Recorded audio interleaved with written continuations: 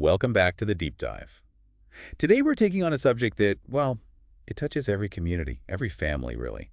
The politics shaping education policy, especially now in an era of inequality. That's right. And we've been digging into quite a stack of academic work on this. A lot of it focuses on something called critical policy analysis, Yeah, so our mission for this deep dive, yours and mine, is to help you unpack something pretty crucial. which is how power, politics, and, the underlying ideology, how they truly influence what's happening in your local schools. And who ultimately benefits from these policies. Exactly. And maybe even more fundamental, what are the goals of education in America even supposed to be right now? Right.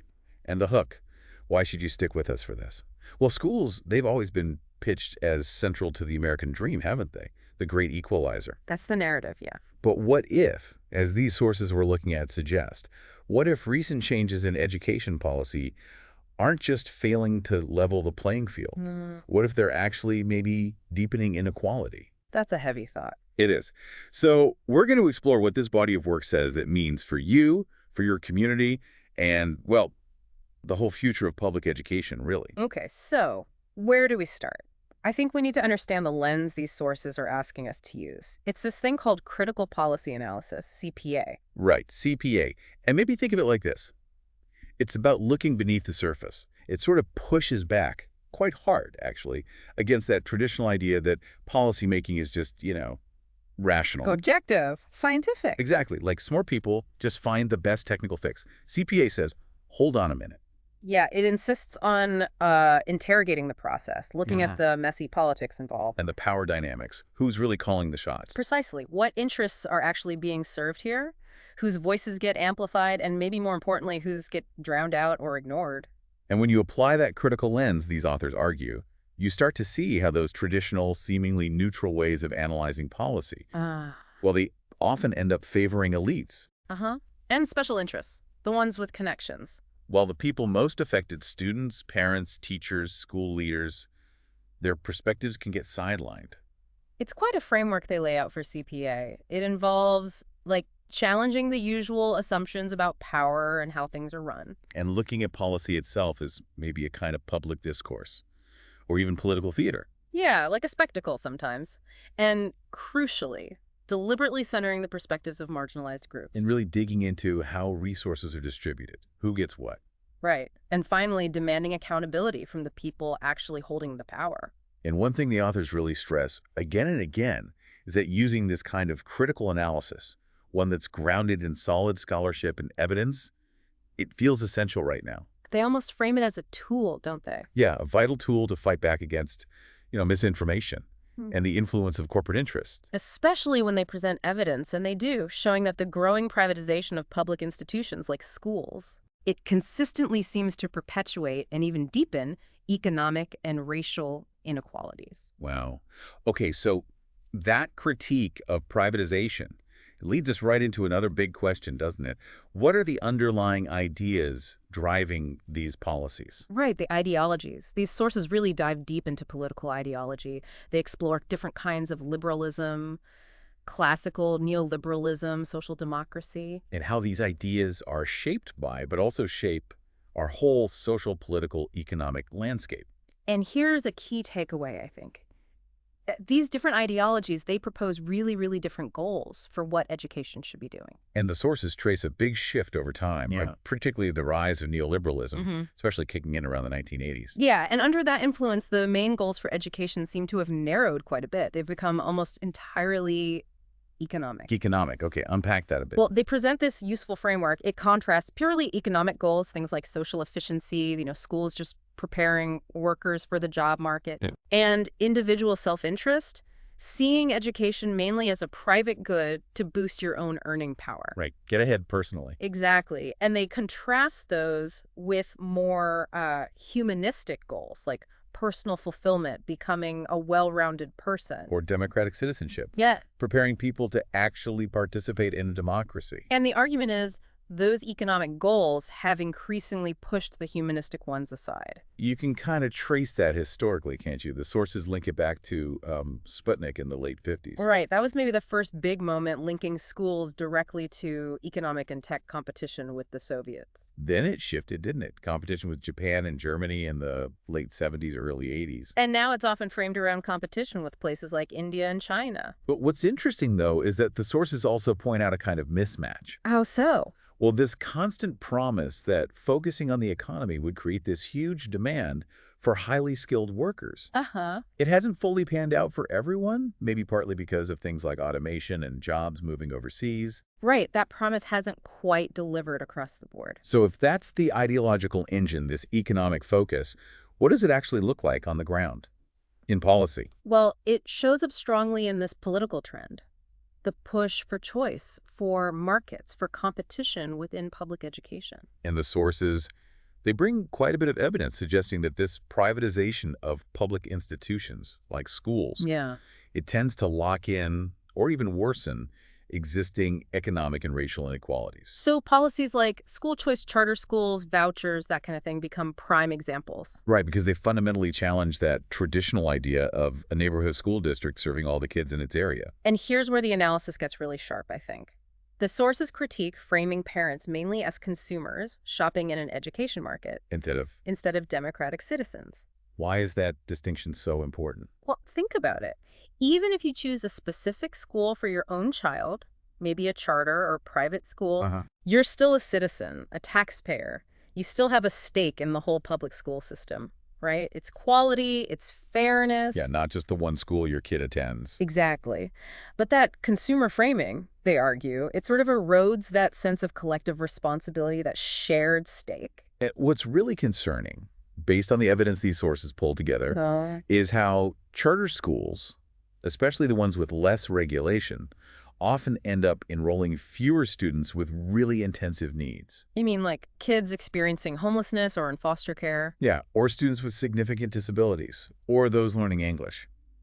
These schools often serve fewer of those students. Which means that traditional public schools end up serving a higher concentration of these students, the ones who need significantly more resources and support. And in a market system, that can be a disadvantage. Exactly. Schools that are actually really good at serving these high-need students might get penalized. Awesome. Their average test scores might be lower because they're dealing with more challenges. So in a competitive market, they look less attractive. Right. And the sources point out, pretty grimly, how policies like No Child Left Behind sometimes force schools that were really responsive to their communities to close or restructure. Just based on low test scores. Just based on low test scores, yeah. Yeah. Even if they were doing incredible work with the students they had.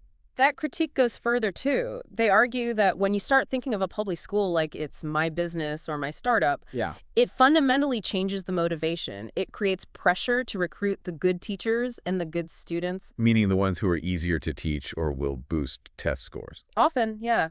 Instead of fostering a commitment to the common good, to serving all the kids in the community. And the evidence they present suggests this competitive market model. It mostly seems to increase stratification and segregation. Without actually raising overall achievement much across the whole system. Yeah. And underneath a lot of this, according to these sources, is what they call a pretty cynical narrative, the no excuses discourse. They see it as a way some reformers blame educators and public schools for problems that are actually much bigger societal failures, state-level failures. Kind of vilifying the public sector, Yeah. a trend they trace back to that influential A Nation at Risk report in 1983. Which brings us to another really critical point these sources make. Who exactly is pushing these policies? It's not just elected officials, is it? Not at all. They spend a lot of time looking at the powerful role of non-state actors. Okay, like who? Well, things like for-profit and nonprofit companies that manage schools, EMOs, and CMOs. Charter management organizations. Right. And a whole ecosystem of education reform advocacy groups, ERAOs, they call them. And maybe most powerfully, big philanthropic foundations. Yeah. Names like Broad, Walton, Pisces, Gates come up a lot. They're described as venture philanthropies. Venture philanthropy, like venture capital. Sort of, yeah. The sources say they operate a bit like VCs, looking for a significant return on their investment. But the return isn't just money, right? No, it's measured in things like student achievement growth, sure, but also, crucially, the expansion of market-based approaches. So more charter schools, more CMOs. Exactly. They often explicitly aim to remake public schools using corporate models, and sometimes, the sources argue, this push comes at the expense of democratic participation or even civil rights concerns. And a key detail they mention is that these foundations, they often don't just wait for grant proposals. No, they actively seek out investments that fit their specific ideology and reform agenda. It's proactive. And the sources also provide some historical context here, noting that philanthropy has a long, complicated history in education. Right, even efforts for Black children, like the Rosenwald Fund back in the day, while it provided schools, it sometimes operated within and reinforced the existing social hierarchies. And More recently, conservative foundations like Olin and Bradley have been really key in funding think tanks, AEI, Heritage, Manhattan Institute, Hoover. the ones known for promoting market solutions. Exactly, and funding researchers who produce work supporting school choice and market reforms. The Philanthropy Roundtable is mentioned as a network coordinating these efforts. And then there are these other groups, maybe less visible but very powerful, like ALS. Yeah, the American Legislative Exchange Council, and SPN, the State Policy Network. What do they do? The sources explain how they wield a lot of influence, often behind the scenes. They promote free market, libertarian ideas directly to state lawmakers. Wow. They literally write model legislation template bills that legislators can just take and introduce. ALA gets significant funding from folks like the Koch brothers and other corporate interests. And this influence isn't just theoretical, right? The sources give examples. Oh, yeah, very concrete examples, like the millions and millions poured into school board elections in Los Angeles, pitting charter advocates against teacher unions. Huge amounts of money. Or a study they cite where policymakers actually ranked Bill Gates as having influence right up there with the U.S. Secretary of Education. Wow. So this isn't just marginal stuff, it's systemic. Definitely systemic. Okay, so you've got this intense push for market reforms. It's fueled by these powerful non-state actors, framed by this economic ideology. What does that do inside schools? How does it hit the teachers, the principals? Well, these sources argue that this whole shift, often called New Public Management or NPM, it fundamentally changes what it means to be an education professional. It creates what they call the new professional. Exactly. And this new professional is characterized by a real emphasis on instrumental rationality. Meaning? Seeing people and processes mainly as means to an end, and operating within this pervasive audit culture. Audit culture meaning? Testing. Yeah, a relentless focus on external metrics, high-stakes tests, standardization, accountability systems imposed from the outside. And the argument is this leads to deprofessionalization. That's the argument, yeah. They give examples like teacher groups being forced to focus only on narrow test data, not bigger teaching questions. Or alternative routes into teaching or leadership, like Teach for America or New Leaders, which sometimes emphasize scripted methods over professional judgment. Right. And often there's an anti-union stance tied into it, and maybe a view of teaching as less of a long-term, complex career. And the sources also raise a really troubling point about evidence suggesting lower expectations from some white teachers towards students of color. And different treatment for similar behaviors based on race. That's a critical equity concern they highlight within this changing professional landscape. The analysis also zooms out to look at school district governance itself, how that's changing. Yeah, moving away from maybe more traditional administrative or purely professional models towards something more complex, sometimes fragmented. And they talk about a shift from government to governance. What's the difference? Government implies the formal public democratic oversight. Governance suggests a broader network where these non-state actors, the foundations, the CMOs, gain significant power alongside the traditional government bodies. So it muddies the waters of accountability. It can, yeah. And in this environment, principals are under immense pressure. Especially in cities, maybe, where things are changing fast. Right, especially in marketized settings, like cities undergoing gentrification. Principals can end up becoming gatekeepers. Gatekeepers between who? Mediating between, say, more affluent gentry parents who want specific programs and the needs of longtime local families. Sometimes it involves subtle recruitment to attract certain students. But sometimes they push back. They do. The sources mention a compelling example of an Orange County superintendent who publicly fought against a virtual charter school proposal despite intense pressure. Which contrasts sharply with another idea these sources really champion: democratic professionalism. Yeah, what does that look like? It's about building deep trust with the community, actively including the voices of the people being served, students, parents. So less top-down. Much less. Democratizing practices inside schools and districts, and pushing back against that relentless focus on just metrics and management jargon. But the sources do acknowledge some criticisms of the old style of professionalism, right? That it could be resistant to change, maybe it didn't always serve urban students well. Absolutely. They concede those points have merit, but they argue strongly that replacing it wholesale with a market model isn't the answer, especially not an equitable or democratic one. So if we pull all these threads together, the critical lens, the ideology shift, the market reforms, the non-state actors, the pressure on professionals, it really forces us back to a fundamental question. Which is? What does democracy actually mean when we talk about education? Right. And the sources explore that with quite a bit of nuance. They lay out 3 key ways to think about democracy in schools. Okay, what's the first? First is inclusion in democratic governance. This isn't just about voting every few years.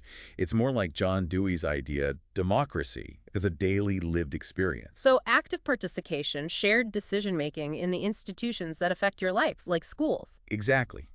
The second sense is inclusion in the benefits of society. Okay, so equity, civil rights. Precisely. Ensuring real, equal educational opportunity for every single child. The sources suggest using equity audits. But not the testing kind of audit culture. No, definitely not. They're careful to distinguish. These equity audits would systematically look at disparities in school segregation, funding, tracking, discipline practices based on race or income, things like that. Got it. And the third sense? The third sense really gets to the core. What does it mean for a school to be truly public? More than just getting tax dollars. Way more. It means being transparent, accountable to the whole public, serving as a place that actually fosters democratic discussion and participation. And working for the common good, not just individual advancement. Exactly. It's that citizen relationship versus the consumer relationship we talked about earlier. And the sources explicitly link this whole education picture to the wider context of inequality in the U.S. Yeah, they point out that inequality is at levels we haven't seen since the Gilded Age. And they analyze things like the 2017 tax bill, arguing it mainly benefited corporations and the wealthy, potentially hurting lower-income families and the elderly, and just making inequality worse. Which leads them to this really powerful idea they call reciprocal accountability. Reciprocal accountability. What's that? It challenges that dominant story that the crisis of social inequality is all the fault of public schools. Right, the school-blaming narrative. Instead, it says we need to hold everyone accountable. All levels of government, corporations, Wall Street, other societal actors, for the outcomes they influence, which deeply affect schools and kids. That makes sense. Shifting the burden. And what's really insightful is how they use ideas from the sociologist Pierre Bourdieu, like cultural capital and symbolic violence. Okay, how does that apply to schools? Well, they explain how schools, often without meaning to, can reproduce inequality because the dominant culture's ways of speaking, knowing, behaving its cultural capital gets valued more. Well, other forms of capital from different backgrounds might be devalued. Right. And symbolic violence is when that dominant culture gets treated as the only right or natural way, making the existing social hierarchy seem normal and justified. It subtly marginalizes students who don't fit that mold. That's powerful. They even look back at the Brown v. Board decision. Yeah, and they highlight scholars who argue the original fight, led by people like Thurgood Marshall, wasn't just about desegregation per se. What was it about then? It was maybe more centrally about getting equal, well-resourced neighborhood schools for Black children. Funding equity was key. So it's complex. Public schools have done good things, like inclusion policy. Absolutely. Major accomplishments. But they've also been part of the problem, reproducing inequality through things like property tax funding or devaluing certain cultures. Exactly. And the core argument in these sources is that this recent turn towards privatization and markets, it's making those long-standing problems even worse. Okay, so faced with this pretty critical diagnosis of the politics and impact of education policy, is there a way forward? Do the sources offer any hope? They do. They don't just leave us with the critique. They pivot towards resistance and action. They introduce this idea of critical policy praxis. Praxis meaning theory plus action. Exactly. Not just analyzing power, but actively engaging with it, trying to change things. And a central argument they make is that while these well-funded AstroTurf organizations, fake grassroots funded by corporate money, seem really powerful, Yeah. they contend they're ultimately no match for the power of genuine, organized, grassroots social movements. And they point to real examples of this organizing, right? Oh, yeah, compelling examples. The wave of teacher strikes and walkouts, even in conservative states like West Virginia and Oklahoma. The Red for Ed movement. Powerful community organizing efforts. Activist teacher unions building broad coalitions with parents and community groups. They even share a clip description from Democracy Now! Talking about how the fight for good public education can become this big tent movement linking up different social justice issues. Yeah, seeing it as interconnected. The sources also spotlight individual educators, leaders who lead against the grain, who embody this critical policy praxis. Like who? They discuss figures like Marcus Foster, a principal in Philly, later superintendent in Oakland. He fought the external structures of oppression, but also challenged complacency within the system. Okay.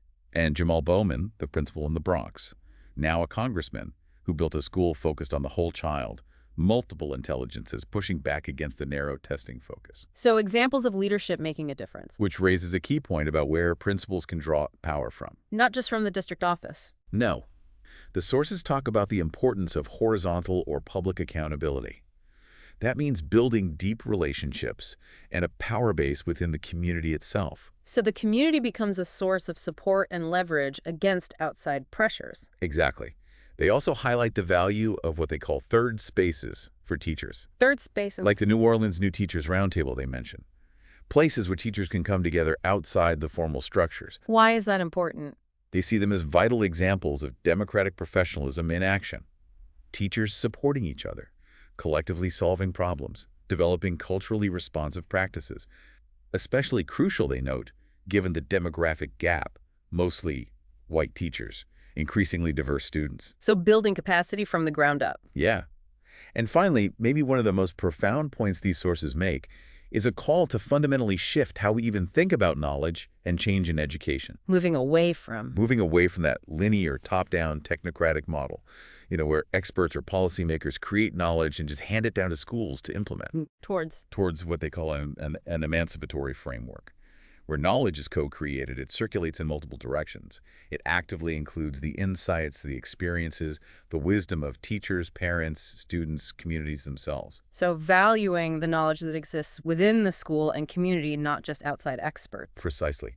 Recognizing the agency of everyone involved in actually shaping policy and practice, not just receiving it. Okay. So as we wrap up this deep dive, it feels like the sources offer a really powerful, sometimes unsettling picture. Definitely. Education policy isn't just technical, neutral stuff. It's deeply political. Shaped by clear power dynamics, driven by specific ideologies, especially neoliberalism, as we discussed. And heavily influenced by this network of powerful non-state actors operating outside the usual democratic checks and balances. And the result, they argue, is this landscape increasingly dominated by market reforms choice, privatization, which affects everything from the classroom to the district office. And crucially, risks making social and economic inequality worse. But, and this feels like a really important but, from the sources, that's not the end of the story. No, absolutely not. There's a rich history and a vibrant present of resistance, of grassroots organizing. And the persistent potential to reclaim a truly democratic vision for education. Led by democratic professionals accountable to the public good. So these sources, they're not just critical, they're issuing a kind of call to action, aren't they? I think so. Yeah. Challenging those business models in schools. Fiercely advocating for low-income families, marginalized communities. Demanding real public investment, working to shift those power dynamics we talked about. And embracing that vision of democratic professionalism. So here's the provocative thought from these sources to leave you, the listener, with. It ties right back to that idea about changing how we think about knowledge. Go on. They argue that unless we fundamentally change how we approach understanding and creating change in education, moving beyond that top-down technocratic way, we're just doomed to repeat the same ineffective, inequitable reforms.